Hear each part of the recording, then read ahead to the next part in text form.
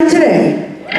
All right, welcome. Well, make sure you get a schedule because we do try to follow on time as best as we can. If you have a photo op, make sure that you go to the photo op room on time. And sometimes we do call from the theater, like Nikki was just calling. So if it says in the schedule, wait in the theater to be called, then wait in the theater. If it doesn't say that, you can go right to the photo op room. Have fun, right? We've had fun all weekend, so you guys are joining the party. So let's bring out our host, Mr. Lee Ehrenberg. Hey, good morning, everybody. Welcome to Hangover Sunday. Oh man, did we have fun last night at the concert? Did you guys like the little surprise?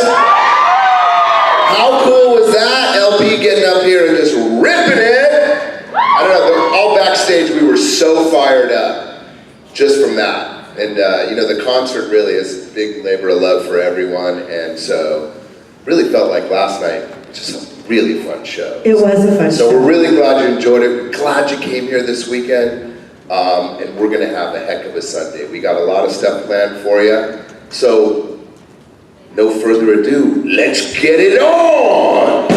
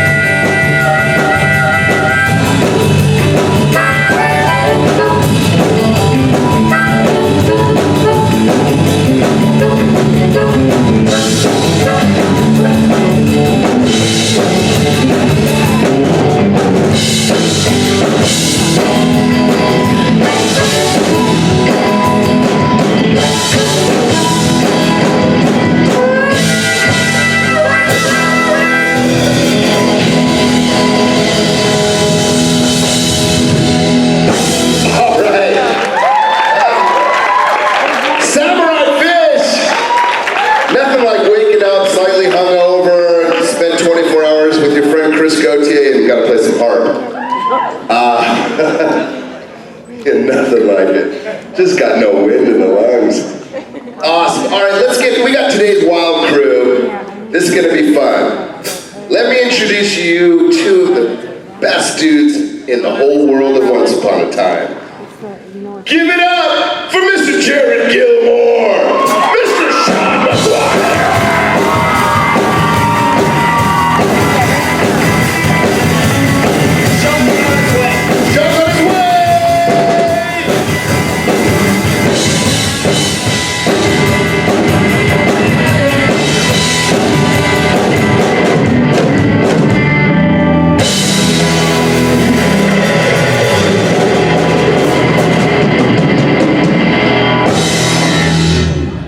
Yeah, we're cool. We can handle it. Yeah, Sean's on his way. But until then... It's just gonna be Lee and JG. Yeah. It's, the old, the young. Yeah. You're not old. I think I'm like the oldest. I mean, for sure the oldest here. Jeez. No. You're still a spring chicken. Thanks, man. Well, you know what, I'll tell you something, that one of the great things about being an actor is that I get to hang and get like state-of-the-art observations from the youngins like you, bro. And to watch you, this is one of the greatest things for me as a dad, you know, an uncle, all these great things. It's like seeing you blossom into like such an awesome dude, man. So many kids in Hollywood are messed up. They have a 10-year run of being a star. They get to this age and they're messed. You are honestly one of the most centered, interesting, focused, not a jackass person that got out of that Hollywood stardom into this next phase of your life, bro. I'm proud of you. I love you. It's just great to share the stage with you, man.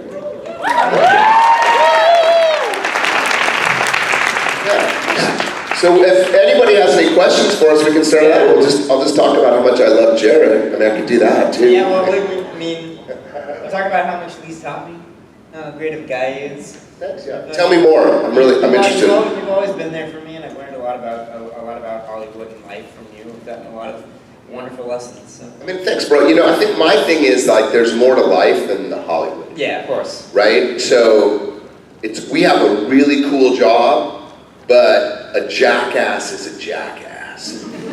Right? So our job in the society to tell stories, to entertain, we're here for the bartenders, the nurses, the school teachers, the soldier, the fireman, the garbage man. For that man or woman to go do their job, the next day, they might need an hour of Once Upon a Time to get them through the night. A good story, right? Yeah. And that's where we come in. Trust me, dude, you know, thousands of years ago, it was like, and for 1,000 years, it was no actors or dogs allowed. We were second class. And that was only because we were in the storytelling, we were in competition with the churches, right? And that goes back to ancient days. The advent of the movie screen, obviously television, gave the rise to cult of personality. Now the stars are bigger, right? And I don't know if that's really a good thing, to be honest with you. Obviously there's benefits of it, but sometimes I think actors are, we're self-important, I know I am. But, you know, you always got to give back. And that's why I think these interactions are special. That's my wisdom for the day, that's it. Now I'm just going to tell stories out of school. Yeah. I mean, as we wait for Sean, I'm going to take a few questions. Yeah, for sure. Hello. Hi. So, we've all seen you in like Pirates of the Caribbean, which you're one of my favorite characters for the record. I do love you for that. Well, and we love you for the movies. Thank you. Thank you. You're welcome. Jared is going into voice acting. Have you considered it? Because you're hilarious and would do great at cartoons. I'll be honest, I have a great voiceover agent. It's very competitive. Very. So over the last year since I have my new agent, I've probably done 100 auditions. I got a 0. They're crazy. No, but the thing is, this is the deal. The best in the business maybe land between 5 and 8 out of 100. The percentage for the top voiceover people is, if they're booking 8% of their gigs, they're on top of the world. I was told a long time ago about voiceover, it's easier to start for the Lakers. There's 30 professional basketball teams. There's 12 jobs on each team. There's actually less people that get to play in voiceover for the most part. So you need to get yourself out of 100,000 actors in LA up to the top 100. So you know what I do? I do class. I would talk to you about that. And you just work at it. But yeah, it's going to happen for me. I've set my intention to land a lead role on an animated show. There's tons on Netflix. I'm going to make it happen and manifest my own dreams, you know? I think if they did another Ice Age, you should try to get in it because you would make it. Well, that's real nice of you to say that. It's so fun and freeing, but what you have to learn is the most important thing, it's not just about the voice. the essence of voice acting is the same thing about everything else. Can I join you? Yeah! Sorry, I was hugging people. Doing all manner of things with cameras. Well, it's tough being a rock star. Sean McGuire, ladies and gentlemen. We were just talking about kind of voiceover and kind of that kind of thing, and I was saying that, it's very, very competitive and it's challenging. But my last point would be the most important thing about it is, who are you talking to? Where are you? And what are the, specifics of the same way we build a character for on camera. And it's challenging. It's tricky. Acting. It's acting before. It's primarily acting before the voice. Yeah. But it's acting you can do in your pajamas. And I'm not joking. I've seen people turn up. They're practically in a onesie doing voiceover work. You're like, no one's going to see me. It's just my voice. So makes for a fun day in the studio. Well, I look forward to it. Thank you. Cheers. Thanks for the great question. So Jared, you said you play a lot of Pokemon Go, and I was wondering if you could tell us some of your favorite Pokemon, and who are you walking as your buddy?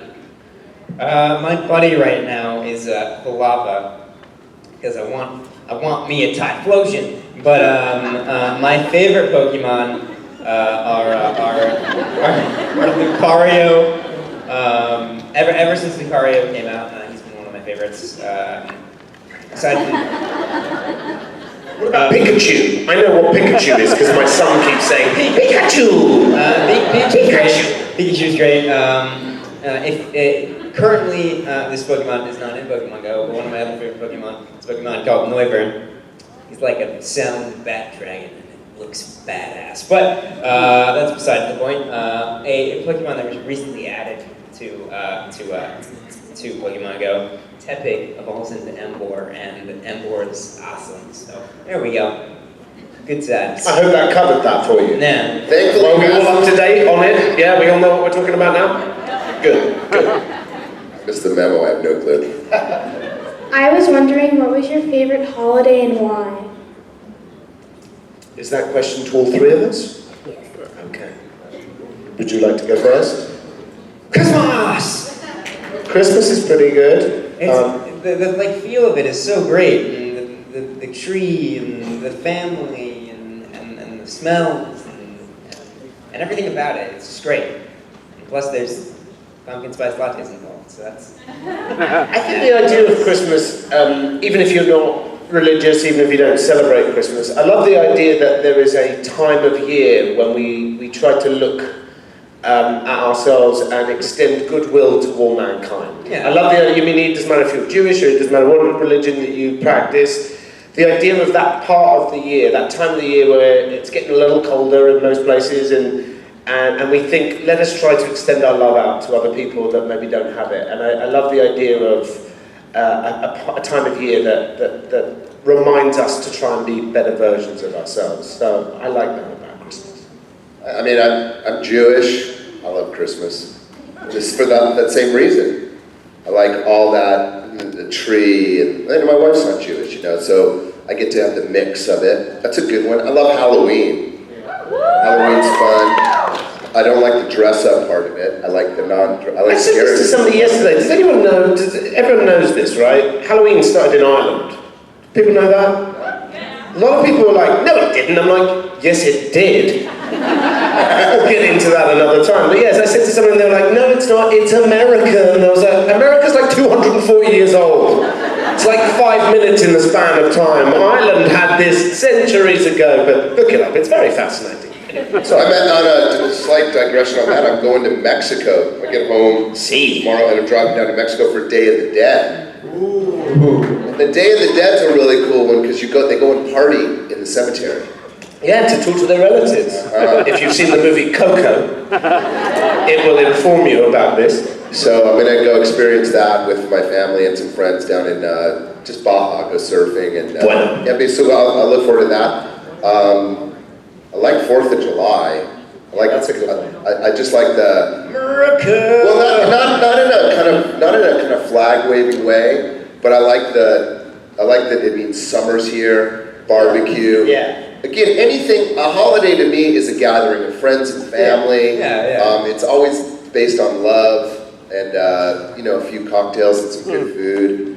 I love it, even as some people often say to me, oh, you're English, you probably hate 4th of July. And I'm like, first of all, I'm Irish by birth, by blood, and second of all, no, I think kicking out tyrannical kings is a good thing. Even if it's the country I grew up in. Tyrannical kings, no good. Or tyrannical presidents, but we won't go into that. We won't get into that. Keeping it non-political, it's a Sunday, let's keep it family friendly. Fair enough. Great question, thank you. Thank you. This question is for all of you. I was just wondering, how did you get into acting? Like, how did you start acting? I lost a bet. I was trying to become a systems analyst, and I went to the wrong room. And they said, acting, and I went, sure, okay. No, I'm only kidding. I think everybody's story is different. It's often a happen, chance, accident. Yeah, I mean, for me, I like to say I fell into it by accident. My sister was always the more outgoing. I have a twin sister. I'm sure most of you know that. Either way, she was always the more outgoing of the two of us, and my parents were approached to get her into acting, and of course, because we were twins, they're just like, okay, we're gonna put them both into it, and so now I'm here. She writes horses, so that's fun. Lemus? I got into it through school,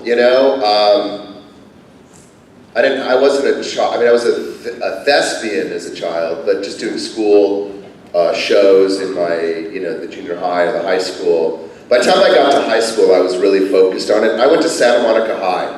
My classmates were Robert Downey Jr., Emilio Estevez, Sean Penn, Rob Lowe, my classmates, right? So I was pretty envious of the Hollywood. I grew up in, my family's not in the business. So I might as well have been from Whippany, New Jersey. Because the journey, you might live and grow up right across the street from the movie studio, but it's 1,000,000 miles to get invited in there, right? And then I went to UCLA, and I started a theater company called the Actors Gang with my buddies from UCLA, Tim Robbins. That's where Jack Black came out of. I've known Jack since he was 12. Kyle, if you guys know Tenacious D, he was my old roommate for many years. So that's how I started on the stage. And I became a professional at 23 after I graduated from college. So it's interesting, like, as opposed to the guys that get in it, because here's two great examples. I said this about Jared, how most young Hollywood actors, by the time they get to about 20 years old, they're messed up. And so to find someone that's still centered, and you survived being a child performer, and they're still centered and still love the craft. And I think that's a real, give them a round of applause for the ability to get to my sanity, my lack of addiction. That's right. Or rehab for me. Bravo! Well done for keeping your brain largely intact. It's hard to do though. No, it's true.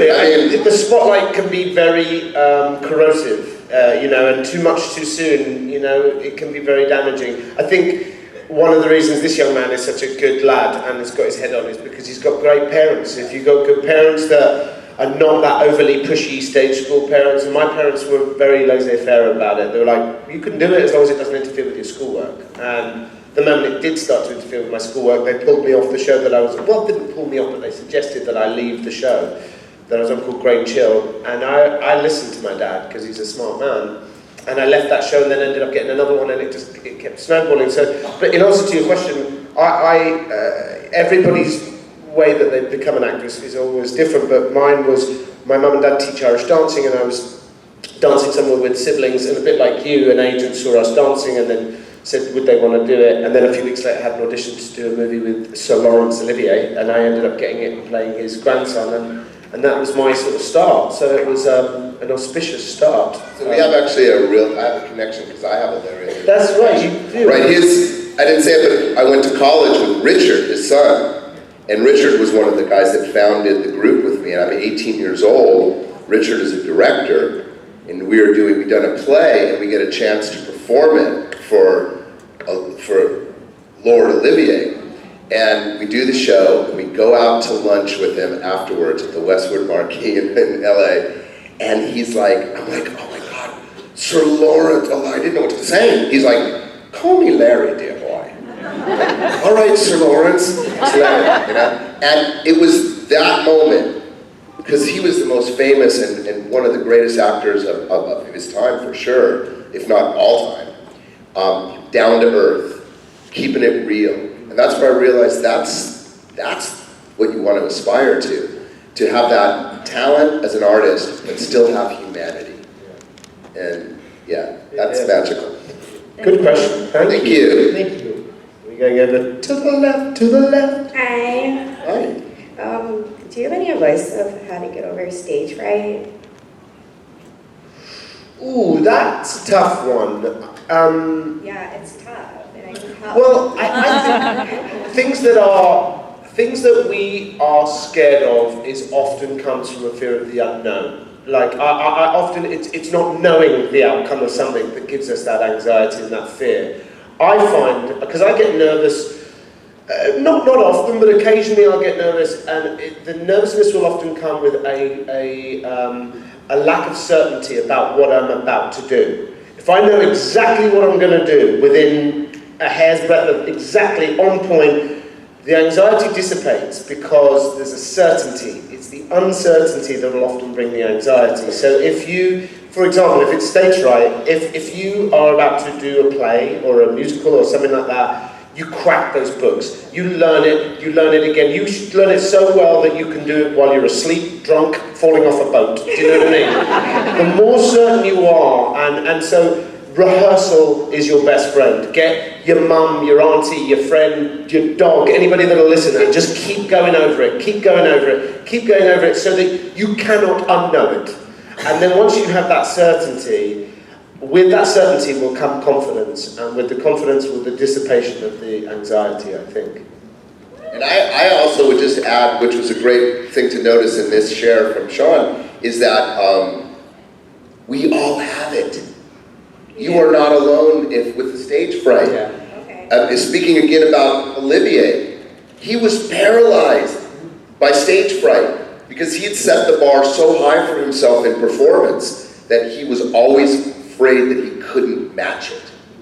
So I think a lot of times too that confronting your fear is about staying in the moment.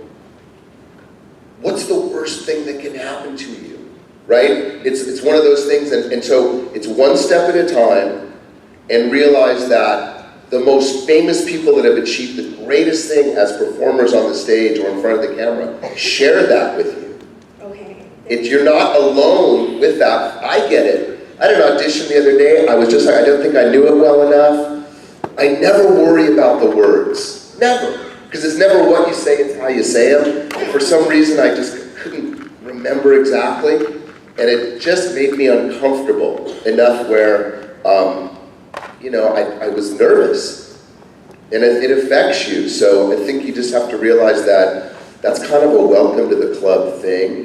So it just never truly ever just goes away. It's really situational. You have to learn. Yeah.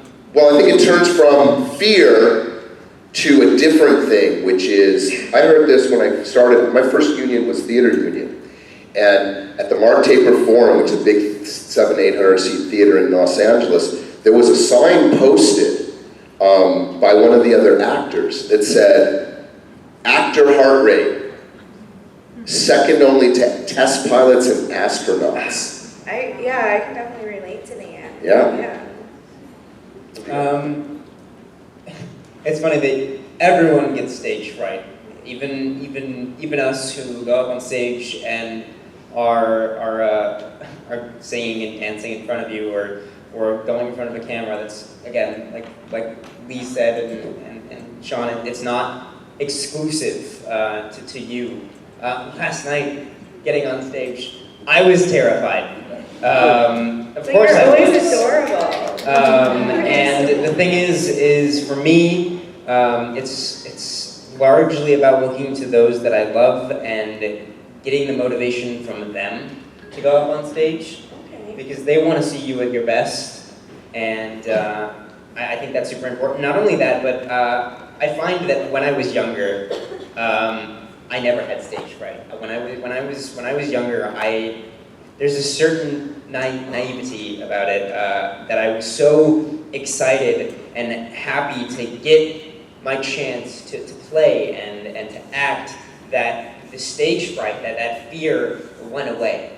And I think that's something that's so important for everyone, no matter what your age is that there comes a time where that stage fright is just an obstacle getting in your way to have that chance to play, to do what you love. So it's almost like you need to have that childish wonder and that excitement every time you get on stage, whether you're fearful or not. Because sometimes that is enough to push you forward. But best of luck with conquering it. Thank you, guys. You are not alone. You're not alone. No, an acting coach once told me this. You guys tell me what you think of this. He said, if you're too nervous, it's rude. That they want you to be great, right? The audience wants you to be great, so don't be rude. Go for it. You know, whether a performance is good or bad. Hangover. Hi, yeah, I have one question. Could you paint my house? It's just like over there. It's like 3 blocks away. It'll take you no time. Just white emulsion. Cheeky. So cheeky.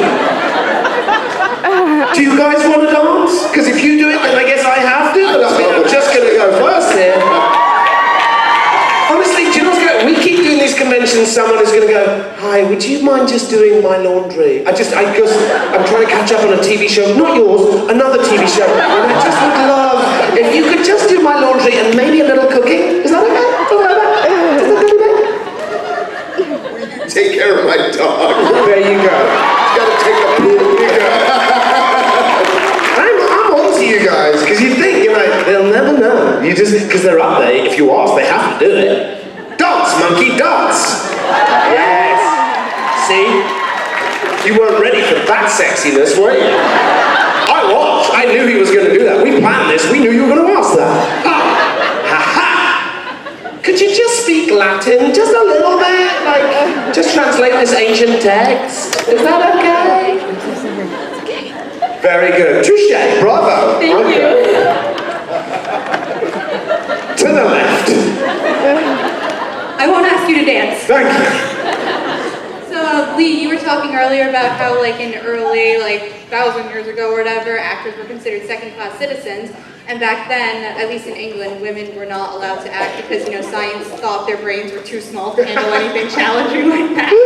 There's some people in this country that still think that, unfortunately. Some of them are in government. I've read some of those texts, I'm like, what the Yeah. heck is this? Anyway, so the question is, if you could play any female character, on stage or in a movie, who would it be? Oh, that's a good one. That's a good question. Well, all the Shakespeare, because the thing was that, right, it goes back to that ancient Greece, ancient Rome. The rise of the church is what made it, because the church was your theater, right? That built like a theater, come into it. These are the early days of it. That's when they vilified. Prior to that, the telling of the story was sacred. As far as the women's roles, man, I like As You Like It. I think Rosalind would be a good one. I would go to the classics. That's because I think that's when the men did get to play. Nina in Chekhov's Seagull is a remarkable role for ladies, and an amazing, Chekhov, he wasn't a bad writer. That role I know is coveted by a lot of actresses, so that'd be an interesting one to Hedda Gabler, Mother Courage. I mean, there's so many great amazing. There's a lot, and I think, with getting to more modern times, the great Margaret Atwood created an extraordinary novel in The Handmaid's Tale and now has followed up with it. And that role in that show with, what's her name, the actress? Elizabeth Moss, who's just, we've always had great actresses, but I think that there's a particularly extremely talented crop of actresses out there at the moment that I just am blown away by. So I think her and The Handmaid's Tale is pretty remarkable. Yeah, and for the record, I've been saying this weekend, but I've come to the realization that, that women, females are the superior gender. I told my son this. Yeah, and I'll say because you're responsible for the survival of the species. My 4-year-old son came home from school the other day and he went, "Dad, I don't like girls." And I said, well, listen, this is something very important and I want you to remember this. Girls can do every single thing that boys can do, but they can do one thing that we can't, which is make human beings. And without that, there's no human race. So just whenever you kind of think, oh, I don't like girls, just remember, they are superior to us. So that's why we open doors for them, because they're better than us. Cheers. That's where chivalry comes from. Knowing when you're outmatched, you're like, yeah, they can make humans. What can you make? I can make like a car. Yeah, that's not very good. No, she can make a human. You can't do that just with her body. So it's important to give it up and to be respectful. And I think it's very important to teach young boys about the importance of being respectful to girls. And that doesn't mean falling all over them. It just means, respect our ladies. Yeah, and I think that's for me, something so lovely about growing up on set with such amazingly talented and strong actresses. It's incredible.